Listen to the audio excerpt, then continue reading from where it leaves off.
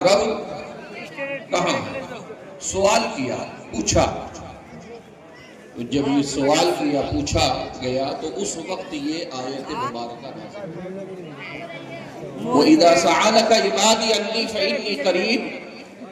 یہ میرے محبوب صلی اللہ تعالیٰ علیہ وسلم جب میرے بندے میرے متعلق تم سے سوال کرے پوچھے تو ان سے کہہ دو کہ میں ان کے قریب ہوں، ان سے کہہ دو کہ میں ان سے قریب ہوں۔ اللہ تبارک و تعالی یقیناً بندے سے قریب ہے، اور یہ کوئی اور نہیں کہتا، ہمارا تمہارا پروردگار کہہ رہا ہے۔ عزیزان محترم، یہ اللہ تبارک و تعالی کہتا ہے اور بندے سے وہ کتنا زیادہ قریب ہے، کتنا زیادہ قریب ہے، کتنا زیادہ قریب ہے۔ وہ خود ہی ارشاد فرماتا ہے نحن اقرب من حبل الورید، میں تمہاری رگے جاں سے بھی زیادہ قریب، میں تمہاری رگے جاں سے بھی زیادہ قریب ہوں، بہت قریب، حد سے زیادہ قریب۔ وہ جان جس کے ہونے سے تمہاری جہان ہے، جان ہے تو جہان ہے۔ آپ بھی کچھ بولیے، اگر کچھ سمجھ میں آ رہی ہے بات تو سبحان اللہ بولیے۔ مردوں کے تو بیچ میں نہیں بولنا نا، جو زندوں کے بیچ میں بولنا۔ زندے ہیں آپ؟ مجھے ایک واقعہ یاد آ رہا جو ہم نے حضور اشرف الاولیاء علیہ رحمت رضوان سے سنا ہے۔ بچپن میں چھوٹے تھے تبھی ہم نے حضرت حضور اشرف الاولیاء علیہ رحمت رضوان کی زبانی یہ واقعہ سنا ہے۔ ایک ماسٹر صاحب تھے جن کا نام تھا ماسٹر عبدالغفور۔ ان کا گھر جو تھا وہ قبرستان کے اس پار تھا، تو جب وہ گزرتے تھے قبرستان سے تو وہ سلام کرتے تھے السلام علیکم یا اہل القبور۔ روزانہ کا ان کا معمول تھا، ان کے جو شاگرد تھے وہ شرارتی بھی تھے، شرارت بھی کیا کرتے تھے، تو وہ شاگرد جو شرارتی ٹائپ کے تھے ان کے دماغ میں بات آئی کہ آج جو ہے ماسٹر صاحب کے سلام کا جواب دے دیا جائے۔ اب وہ ماسٹر صاحب جب قبرستان پہ پہنچے اور بچے پہلے ہی سے قبر کے کنارے جا جا کر کے لیٹ گئے، سو گئے، اور جیسے ہی ماسٹر صاحب نے سلام کیا السلام علیکم یا اہل القبور، تو بچوں نے، سارے بچوں نے ایک وقت آواز دیا وعلیکم السلام ماسٹر عبدالغفور۔ تو ایسا تو نہیں ہے کہ میں بھی بول رہا ہوں، مردوں میں تو نہیں بول رہا نا؟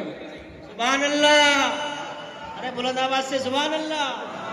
اگر میں مردوں میں بول رہا ہوں تو میں بولتا رہتا ہوں، آپ لوگ سنتے رہیے گا کہ مردہ جواب نہیں دیتا، مردہ کچھ جواب نہیں دیتا، لیکن اگر زندہ ہے تو زندہ دلی کا ثبوت بھی دیا۔ آپ بولو گے تو میں بھی بولوں گا، اور اگر آپ چپ ہو جاؤ گے تو میں ضرور اپنے وقت کو لے لوں گا۔ بہر کہ جتنا مجھے کہا گیا اتنا بولوں گا۔ عزیزان محترم، اللہ تبارک و تعالیٰ اپنے بندے سے قریب ہے، کتنا قریب ہے، اتنا قریب ہے، اتنا قریب ہے کہ جو جان جس جان کے ہونے سے تمہارا جان ہے، اس جان کے سے بھی زیادہ تم سے قریب ہے، بہت زیادہ قریب۔ اللہ تبارک و تعالیٰ اپنے بندے سے یقیناً قریب ہے، لیکن تم نے اس کے قرب کا احساس نہیں کیا، تم نے اسے اپنے قریب ہونے کا احساس نہیں کیا۔ وہ تو ہر جگہ ہے، ہر مقام پر ہے، کسی بھی جگہ دیکھو اسے بات۔ یہ میں نہیں کہتا، میرا رب کہتا ہے وَلِلَّهِ الْمَشْرِقُ وَالْمَغْرِبُ فَأَيْنَمَا تُوَلُّوا فَثَمَّ وَجْهُ اللَّهِ۔ مشرق اور مغرب اللہ ہی کے لیے ہے، تو تم جدھر رخ کرو ادھر خدا کی ذات سبحان اللہ سبحان اللہ واہ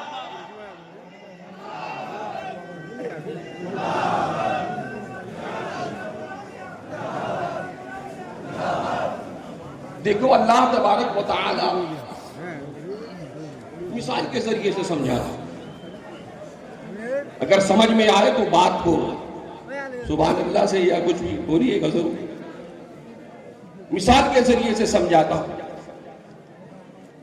ایک استاد اپنے شاگرد کو، ابھی یہاں پہ بہت سارے شاگرد فارغ ہو گئے، ایک استاد اپنے شاگرد کو، تمام شاگرد کو یکساں تعلیم دیتا ہے، ایک برابر تعلیم دیتا ہے، اسے برابر ایک جیسا پڑھتا ہے.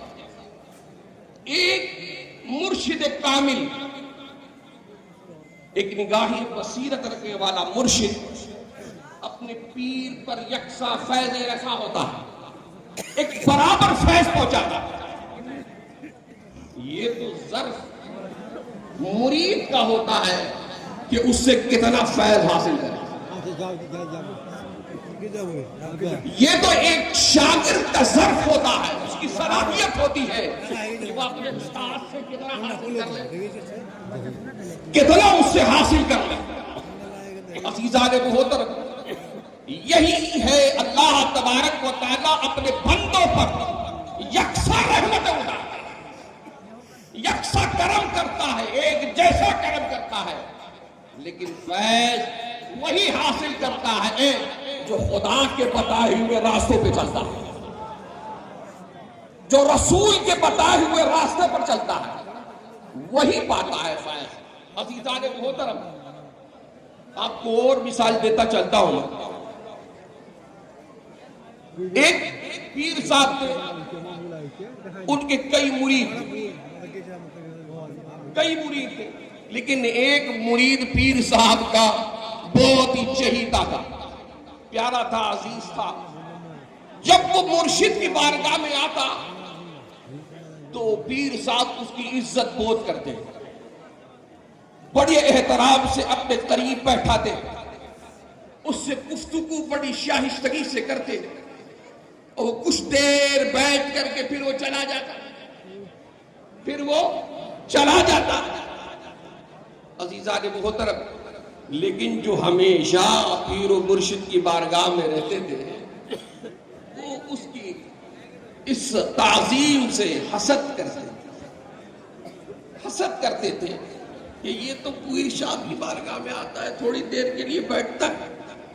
پیر صاحب اس کی بڑی عزت کرتے، بڑا احترام کرتے، بڑی اس کی شفقت سے اس سے بات کرتے، بڑی شائستگی سے اس سے گفتگو کرتے، بڑی حسد کرتے تھے. ایک نگاہ بصیرت رکھنے والا پیر سب مریدوں کے دلوں کے حال کو جانتا ہے. بھائی جانتا ہے نا بھائی؟ بولو بھائی، ارے ہاں یا نہ بولو یار. ہاں اگر جانتے ہو تو ہاں بولو، نہیں تو نہیں. تم کو نہیں سمجھ میں آ رہا ہے، میری بھاشا نہیں سمجھ میں آ رہی ہے تو الحمدللہ بولیے. عزیزان محترم، تو پیر صاحب تو ان سارے حسد کرنے والوں کو بھی جانتے تھے. عزیزان محترم، پیر صاحب نے ایک دن تمام مریدوں کو بلا کر کے سب کو ایک ایک چوری اور مرغی دیا اور کہا دیکھو یہ مرغی وہاں جا کر ذبح کرنا جہاں دیکھنے والا کوئی نہ ہو، یہ مرغی کو وہاں جا کر ذبح کرنا جہاں دیکھنے والا کوئی نہ ہو. سب نے مرغی لی، سارے حسد کرنے والوں نے بھی مرغی لی، اور جو چہیتا مرید تھا اس نے بھی مرغی اور چھری لی. جو حسد کرنے والے تھے وہ کہیں نہ تو کہیں پہنچ کر کے کوئی اپنے گھر گیا، دروازہ بند کیا اور مرغی کو ذبح کر دیا. کوئی جنگل چلا گیا، ادھر ادھر دیکھا، کوئی دیکھ تو نہیں رہا ہے، مرغی ذبح کر لیا. کوئی دیوار کے پیچھے بیٹھ کر کے ادھر ادھر نظر دوڑائی، کوئی دیکھ تو نہیں رہا ہے، مرغی ذبح کر دیا. الغرض جتنے بھی مریدین تھے مرغی ذبح کر لیے. مرغی ذبح کر کے اپنے پیر و مرشد کی بارگاہ میں آ گئے. مرشد کی بارگاہ میں آئے، مرشد نے سب کو پوچھا کہ تم نے مرغی ذبح کر لی؟ سب نے کہا بھائی ہاں ہم نے مرغی ذبح کر لیا۔ حضور اعلیٰ آپ نے جو کہا تھا ہم نے آپ کی بات کو مان لیا، فرما برداری ہم نے کر لی ہے، لیکن جو آپ کا سب سے چہیتا مرید ہے، جو آپ کا سب سے پیارا مرید ہے، جس کے اوپر آپ اپنی شفقتوں کو برساتے رہا کرتے ہیں، وہ مرغی ذبح کیے بغیر ہی آ گیا، مرغی ذبح کیے بغیر ہی آ گیا۔ اللہ اکبر۔ حضرت نے پوچھا تم نے مرغی کہاں ذبح کیا؟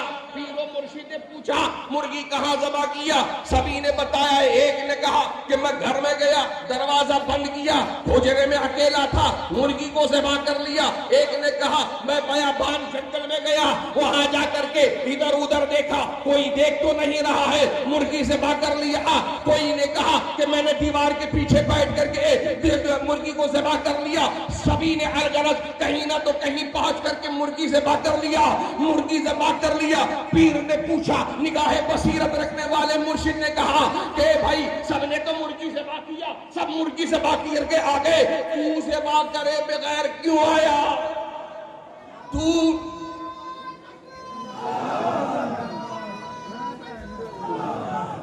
تو مرغی ذبح کیے بغیر ہی کیوں چلا آیا؟ مرغی ذبح کیے بغیر ہی کیوں چلا آیا؟ وہ مرشد کامل جو تھے یہ سوال پوچھتے ہیں تو مرید صادق تھا، اس نے کہا حضور والا آپ نے تو یہ کہا تھا کہ مرغی جا کر وہاں ذبح کرنا جہاں دیکھنے والا کوئی نہ ہو، تو میں جہاں جہاں گیا میرا رب تجھے دیکھ رہا۔ نعرہ تکبیر، نعرہ رسالت، نعرہ حیدری۔ واہ واہ واہ۔ عزیزان محترم، آج جہاں آپ آئے ہوئے ہیں اور جس جگہ یہ جمع ہوئے ہیں، یہ مدرسہ ہی نہیں ہے، یہ صرف مدرسہ نہیں ہے۔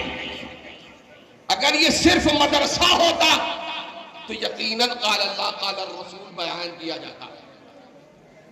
آج کا یہ دور جو سینکڑوں نہیں ہزاروں کی تعداد میں سال میں علماء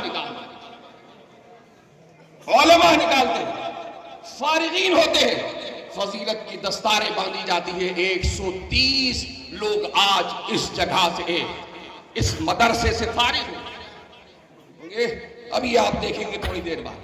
عزیزان محترم، لیکن میرے دوستو بزرگوں، آج کے دور میں علماء تو نکل رہے ہیں لیکن عارف نہیں نکل رہے، عارف۔ لیکن یہ مدرسہ ہی نہیں، یہ خانقاہ ہے، اور جو خانقاہ ہوتی ہے وہاں خدا کی معرفت بتائی جاتی ہے۔ کیا آپ نے نہیں دیکھا، آپ نے نہیں سنا کہ یہاں پر جو کام ہو رہا ہے وہ اللہ اور اس کے رسول کا بھی ہو رہا ہے اور تمہارے دلوں کو بھی چمکایا جا رہا ہے، بزرگوں سے وابستگی لگایا جا رہا ہے، اللہ سے تمہارا تعلق جوڑا جا رہا ہے، اس کے رسول سے تمہاری وابستگی جوڑی جا رہی ہے۔ میرے عزیز دوستوں اور بزرگوں، یاد رکھو دنیا میں علم بھی حاصل کرنا ضروری ہے، لیکن یہ علم اسی وقت کام آتا ہے جب کسی مرشد کامل کی بارگاہ میں بیٹھے ہو، اس لیے کہ علم جو ہے وہ نجات نہیں دلاتا، علم جو ہے وہ نجات نہیں دلاتا۔ اگر علم نجات دلاتا تو شیطان مردود نہ ہوتا، اس سے بڑا عالم کوئی نہیں تھا اگر علم نجات دکھاتا۔ اور یاد رکھو میاں، یاد رکھو یہ عقل بھی تمہیں نجات نہیں دلائے گی، یہ عقل بھی تمہیں نجات نہیں دلائے گی، اس لیے کہ یہ عقل بھی پھیر دیا کرتی ہے راستوں کو، یہ پھیر دیا کرتی ہے۔ عزیزان محترم، لیکن یاد رکھو یہ صوفیاء کرام جو ہوا کرتے ہیں وہ عقل سے بات نہیں کرتے، دل سے بات کیا کرتے ہیں۔ جانتے ہو یہ صوفیاء کرام دل سے بات کیوں کرتے ہیں؟ میرے عزیز یہ صوفیاء کرام دل کی باتیں کیوں کرتے ہیں؟ اس لیے کہ یہی دل کے اندر جو ہے نور محمدی ہے۔ میرے عزیز اسی دل کے اندر ہی نور محمدی صلی اللہ علیہ وسلم ہے، جس کو ہم نور ایمان بھی کہتے ہیں۔ کیا کہتے ہیں؟ یاد رکھو، جس نے خدا کو علم کے ذریعے سے حاصل کرنا چاہا گمراہ ہو گیا، جس نے عقل کے ذریعے سے خدا کو حاصل کرنا چاہا گمراہ ہو گیا، جس نے خیرت کے ذریعے سے خدا کو حاصل کرنا چاہا گمراہ ہو گیا۔ عزیزان محترم، وہی خدا کو پاتا ہے جو خدا والوں کے در پہ جاتا ہے۔ واہ واہ واہ واہ واہ واہ واہ واہ۔ جو اللہ والوں کے در پر جاتا ہے وہی خدا۔ ارے اللہ اللہ کیے جانے سے اللہ نہ ملے، اللہ والے جو اللہ سے ملا دیا کرتے ہیں۔ اے تکبیر، نعرہ رسالت، شہزادے حضور اشرف العلماء۔ واہ میرے عزیز، کہیں بھٹکنے کی ضرورت نہیں، ادھر ادھر جانے کی ضرورت نہیں۔ میرا مولا، میرا پروردگار، ہمارا تمہارا خالق و مالک فرماتا ہے، ہمارا خالق فرماتا ہے کہ جب میرے بندے میرے متعلق پوچھے تو ان سے کہو کہ میں ان کے قریب ہوں۔ وَهُوَ مَعَكُمْ أَيْنَمَا كُنتُمْ، وہ تمہارے ساتھ ہے تم چاہے جہاں رہو۔ اللہ خود فرماتا ہے ادھر ادھر مت بھٹکو۔ وَفِي أَنفُسِكُمْ أَفَلَا تُبْصِرُونَ، اللہ تبارک و تعالیٰ خود فرماتا ہے کہ میں تمہارے نفوس میں ہوں، تمہاری جان میں ہوں، تو کیا تم مجھے نہیں دیکھتے؟ خدا خود کہتا ہے وَفِي أَنفُسِكُمْ أَفَلَا تُبْصِرُونَ، بیٹا ادھر جا ادھر جا۔ اللہ تبارک و تعالیٰ خود ہی فرما رہا ہے کہ تم ادھر ادھر مت بھٹکو، یہاں وہاں مجھے مت تلاش کرو، اپنے دل میں دیکھو۔ کہاں دیکھو؟ بولو بھائی، ارے کچھ سمجھ رہے ہو؟ سمجھ رہے ہو تو بولو نا سبحان اللہ۔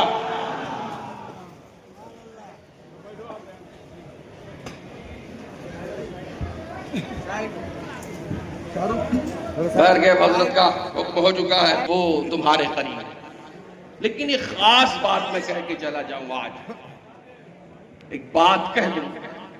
ویسے تو میں اس موضوع میں پوری رات بول سکتا ہوں انشاءاللہ تبارک و تعالی۔ میں نے اس موضوع پہ اپنی زکریا مسجد میں 3 مہینہ تقریر کیا ہے، ہر جمعہ الحمدللہ ثم الحمدللہ۔ میرے عزیز، ابھی بہت ساری آیتیں باقی ہیں، بہت ساری احادیث نبویہ باقی ہیں، لیکن میرے دوستوں اور بزرگوں، عزیزان محترم، مختصر سی اور بات کہتا چلوں، 5 منٹ میں بات ختم کرتا ہوں اپنی آپ۔ میرے عزیز دوستوں اور بزرگوں، سب سے زیادہ اللہ سے قریب وہ ہوتا ہے جو اللہ سے دعا کرتا ہے۔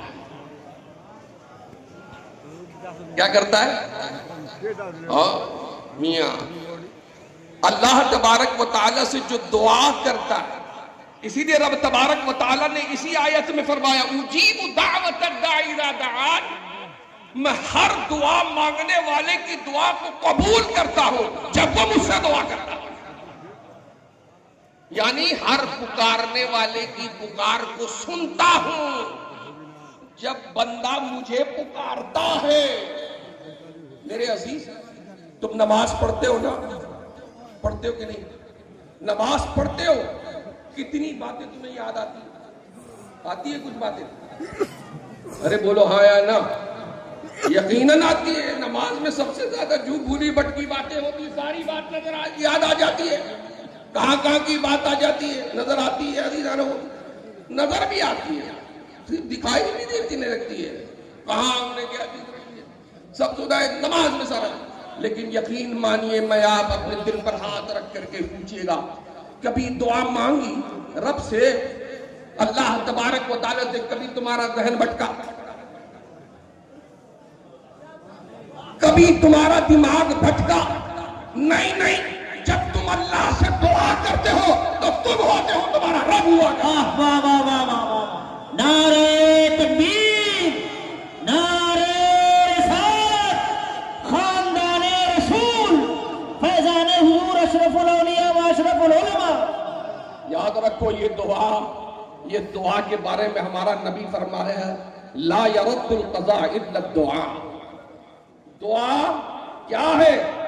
دعا تو وہ ہے میاں عزیزان محترم کہ اللہ کے رسول فرماتے ہیں کہ قضا کو کوئی شے نہیں ٹال سکتی مگر دعا، یعنی دعا کے ذریعے سے موت ٹل جاتی ہے، دعا کے ذریعے سے موت ٹل جاتی ہے۔ لا يتبدل القدر الا الدعاء، لا يتبدل القدر الا الدعاء، دعا کے ذریعے سے تقدیر بدل جاتی ہے، دعا کے ذریعے سے تقدیر بدل جاتی ہے۔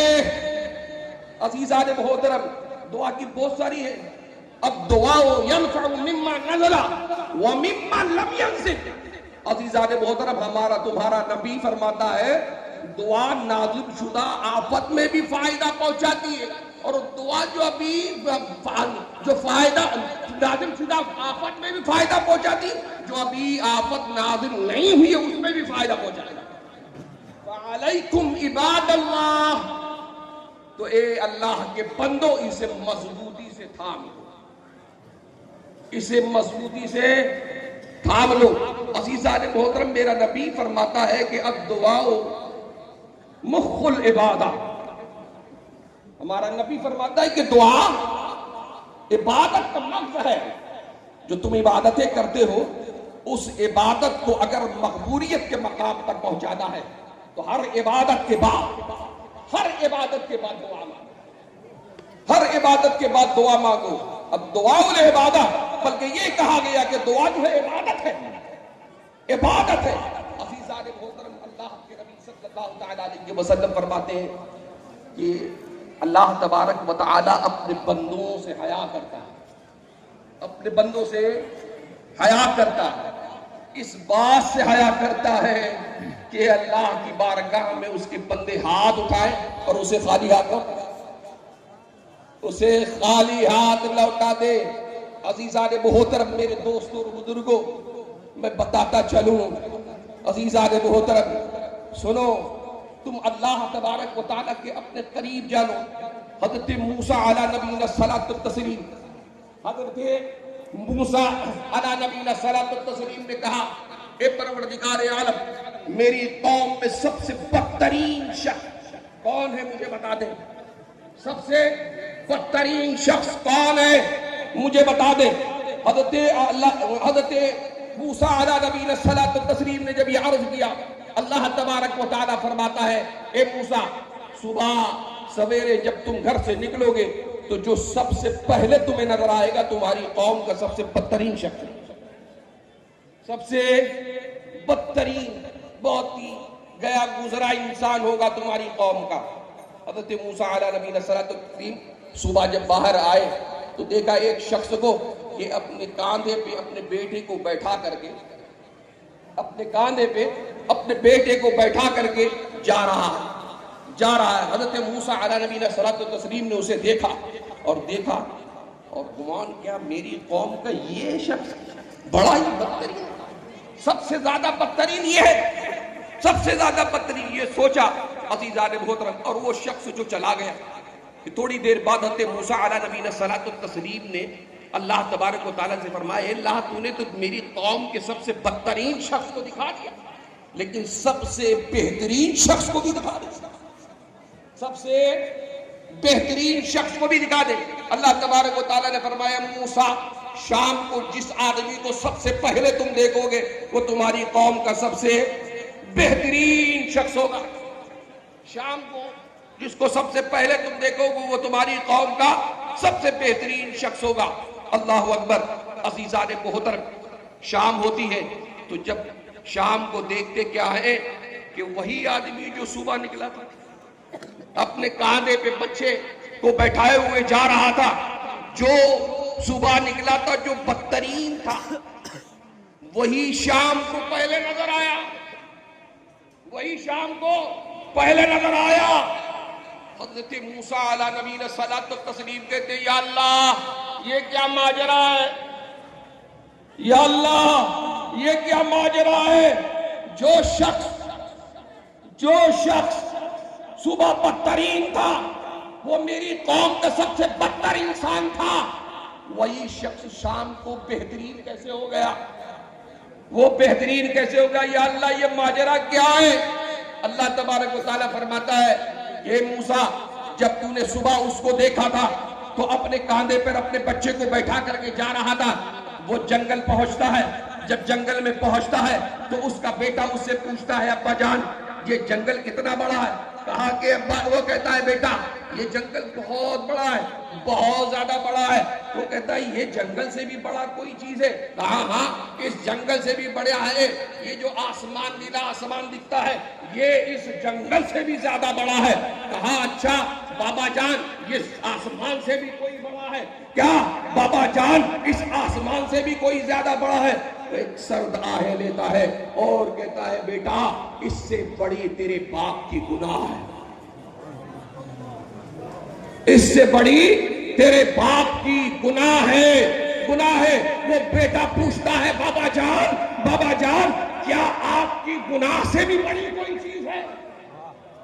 کیا آپ کی گناہ سے بھی بڑی کوئی چیز ہے؟ وہ ندامت پہ اپنے سر کو جھکاتا ہے اور کہتا ہے ہاں میرے رب کی رحمت ہے۔ نعرہ تکبیر۔ وہ کہتا ہے ہاں میرے رب کی رحمت اس سے بھی کئی زیادہ بڑی ہے، اس سے کئی زیادہ بڑی ہے۔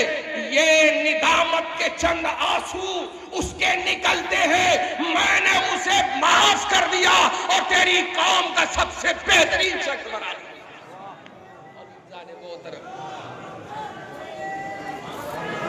وقت نہیں ہے کہ میں اور باتیں آپ سے بیان کروں۔ عزیزان محترم الغرض بس اتنی سی باتیں ہیں کہ آپ یہاں آئے ہیں تو کچھ سیکھ کے جائیے، اپنے رب کو پہچانیے، اپنے رسول کو دل میں رکھیے، اپنے رسول کی عظمتوں کو جانیے اور سمجھیے۔ یہ تمہیں مدرسہ بھی بتائے گا اور خانقاہ بھی بتائے گا۔ عزیزان محترم اس سے جو لوگ وابستہ ہیں وہ یقیناً خوش نصیب ہے، وہ یقیناً خوش نصیب ہے۔ دیکھو نصیب بھی اسی کو ملتا ہے، اسی کو ملتا ہے۔ جیسے میں آپ نے کہوں کہ آپ کو پیاس لگی ہے تو پانی کسے ملے گا؟ پیاسے کو ملے گا، اس کو ضرورت ہوتی ہے۔ لیکن میرے دوست اور بزرگوں کنویں کے پاس ہی جانے سے پیاس بجھتا ہے، کنویں کے پاس جانے سے پیاس بجھتی ہے، لیکن کنویں کے پاس پہنچ کر کے کوئی پیاسا لوٹ آئے؟ کوئی پیاسا لوٹ آئے بولو تو وہ نصیب والا ہے یا بد نصیب ہے؟ بولو بھائی۔ کنویں کے پاس بھی جائے اور پہنچ بھی جائے اور اس سے پیاسا لوٹ کے آئے، عزیزان محترم، تو اسے کہا جائے گا کہ وہ نصیب والا نہیں ہے۔ یقین مانیے میاں، میں دیکھ رہا تھا، دیکھا میں نے کہ کیسے اشرف الاولیاء کے عاشقین کھڑے ہو گئے تھے۔ جب انہیں پکارا گیا تاج الاولیاء کھڑے ہو گئے، ان کے صاحبزادے کھڑے ہو گئے۔ عزیزان محترم تو جو آپ لوگ آ رہے تھے یہ نصیب کی بات تھی، یہی نصیبہ ہے، اور نصیب جس کو جگانا ہے انہی بزرگوں کی وابستگی حاصل کر لو۔ اللہ تبارک و تعالیٰ تمہاری دنیا بھی بنائے گا اور آخرت بھی بنائے گا۔ وآخر دعوانا الحمدللہ رب العالمین۔